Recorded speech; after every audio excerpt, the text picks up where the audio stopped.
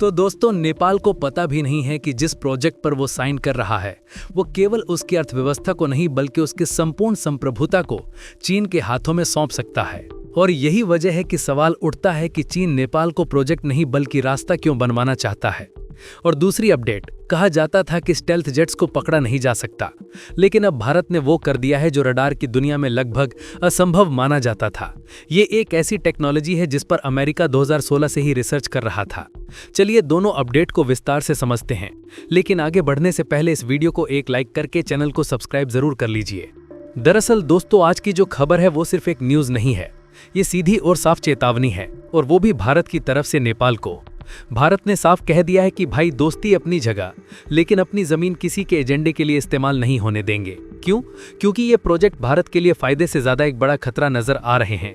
अब बात सीधी है, नेपाल अपने दोस्त के महा एम्बिशियस प्रोजेक्ट के लिए भारत से रास्ता मांग रहा है, और वो दोस्त है चीन। असल में ये सारा खेल चीन के BRI यानी belt and road initiative project का है। एक ऐसा प्रोजेक्ट जो नेपाल तक तो पहुंच गया, लेकिन अब भारत के दरवाजे पर आकर अटक गया है। इसे आगे बढ़ने के लिए भारत की हाँ चाहिए, और भारत हाँ कह नहीं रहा। अब देखिए, चीन इतना शातिर है कि वो सीधे भारत से बात नहीं कर रहा। उसने इस खेल में नेपाल को अपना मोहरा बना दिया है, यानी काम उसका, आवाज किसी और की।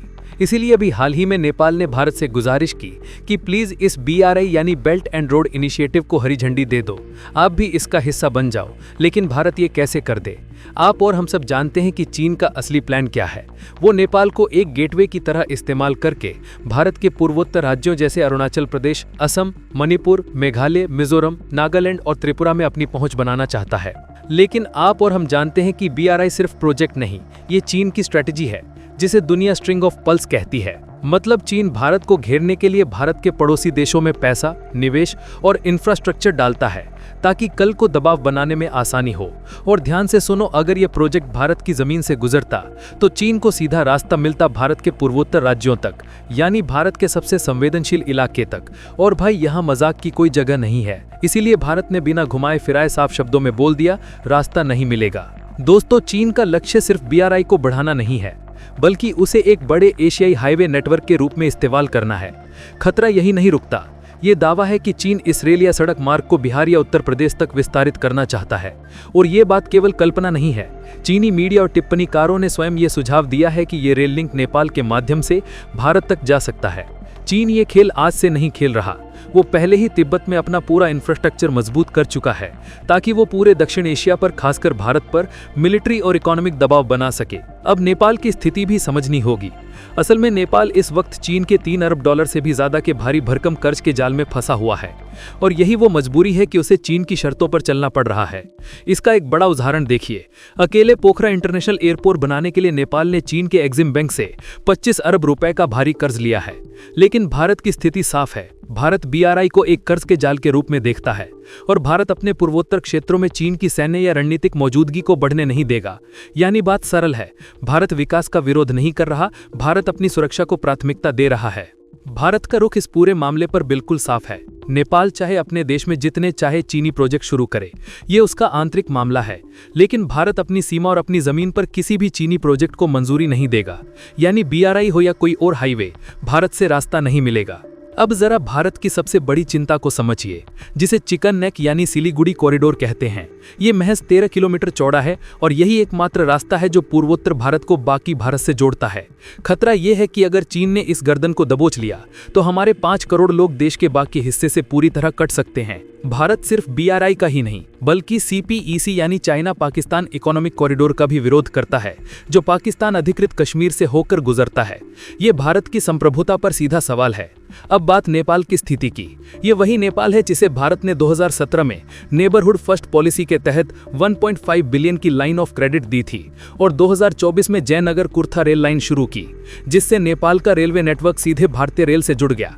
यानी भारत ने हमेशा पहले पड़ोसी फिर बाकी दुनिया की नीति अपनाई।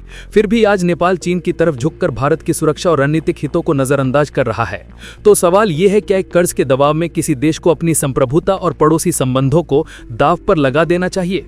अब बढ़ते हैं उस खबर की तरफ जिसमें भारत ने ऐसी स्टेल्थ टेक्नोलॉजी विकसित कर ली है कि ये टेक्नोलॉजी सिर्फ चुनिंदा देशों के पास ही है।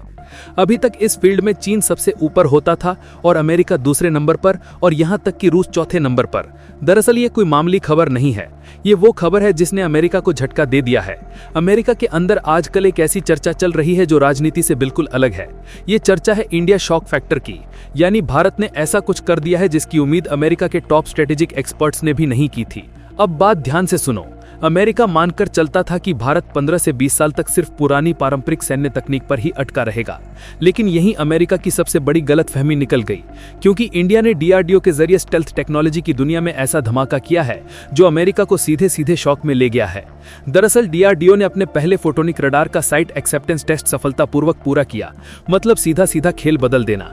अमेरिका के स्ट्रेटेजिक थिंक टैंक का बैठकर ये चर्चा कर रहे हैं कि ये भारत आखिर कर क्या रहा है और इतनी तेजी से कैसे कर रहा है। और दोस्तों, यही है इंडिया शॉक फैक्टर, जहां भारत अब फॉलो नहीं कर रहा बल्कि दुनिया को लीड करना शुरू कर चुका है।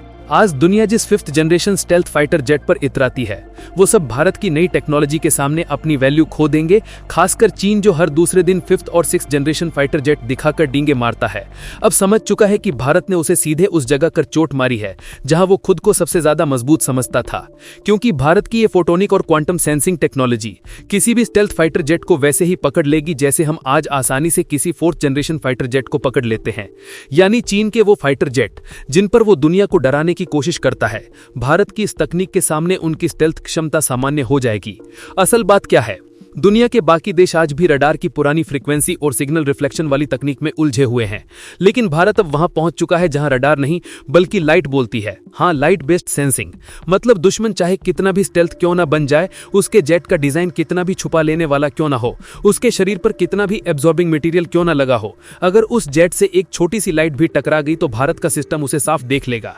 ना कोई शोर, ना कोई भ्रम, ना कोई स्टेल्थ। यही वजह है कि अमेरिकी स्ट्रेटेजिक कम्युनिटी ने इसे इंडिया शॉक फैक्टर नाम दिया है, क्योंकि जिसे दुनिया आने वाले 15 से 20 साल बाद होने की उम्मीद कर रही थी, भारत ने उसे आज कर दिखाया है। भारत अब सिर्फ रक्षा नहीं, खेल लीड कर रहा है। अब समझने वाली बात यह है कि इस टेक्नोलॉजी के पीछे कौन काम कर रहा है। भारत की ये फोटोनिक और क्वांटम सेंसिंग सिस्टम डीआरडीओ, सेमर और इसरो मिलकर बना रहे हैं। सेमर यानी society for applied microwave electronics engineering and research, यही वो संस्था है जो इस प्रोजेक्ट का मुख्य तकनीकी हिस्सा तैयार कर रही है। सेमर के शुरुआती साझा किए गए डेटा के मुताबिक ये जो फोटोनिक रडार सिस्टम विकसित हो रहा है, वो असली 5th generation stealth fighter jet को कम से कम 120 किलोमीटर पहले ही पहचान लेगा।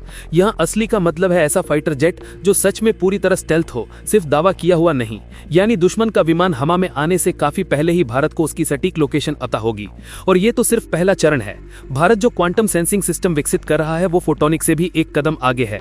और यही बात अमेरिकी वायुसेना और अमेरिकी डिफेंस एनालिस्ट को हैरान कर रही है, क्योंकि अमेरिका ने इस तरह की तकनीक पर काम 2016 में शुरू किया था, लेकिन आज तक इसे ऑपरेशनल नहीं कर पाया। वही भारत ने 2021 में इस प्रोजेक्ट को national mission on quantum technology के तहत शुरू किया। इसके लिए लगभग 8,000 करोड़ रुपए आवंटित किए गए और आज भारत इसके प्रोटोटाइप उत्पादन के चरण में पहुंच चुका है। यानी तस्वीर साफ है, अमेरिका ने 9 साल में जितना हासिल किया, भारत ने वो सिर्फ 3 साल में कर दिखाया है। और ये सब इसलिए संभव हुआ क्योंकि डीआरडीओ, सीमर और इसरो ने मिलकर तकनीक को सिर्फ विकसित नहीं किया बल्कि इसे जमीन पर उतारना भी शुरू कर दिया है। देखिए, फोटोनिक और क्वांटम सेंसिंग जैसी एडवांस तकनीकें एक दिन में नहीं आती। इनके लिए बेस टेक्नोलॉजी, रडार आर्किटेक्चर और सिग्नल प्रोसेसिंग बहुत मजबूत होना जरूरी है, और भारत ने यहाँ अपनी क्षमता का साफ सबूत दे दिया है। नवंबर 2025 में आई एक रिपोर्ट ने ये बात पूरी दुनिया को साफ दिखा दी। खबर ये थी कि डीआरडीओ द्वारा विकसित उत्तम एएसए रडार इजराइल के ELM 2052 रडार की तुलना में लगभग 25% बेहतर प्रदर्शन दे रहा है। यानी ये सिर्फ दावा नहीं, परफॉर्मेंस में भी भारत अब दूसरों को पीछे छोड़ रहा है। आप अपनी राय हमें कमेंट में जरूर बताएं। अगर वीडियो जानकारी पूर्ण लगी हो तो लाइक करें, शेयर करें और चैनल को सब्सक्राइब करना ना भूलें।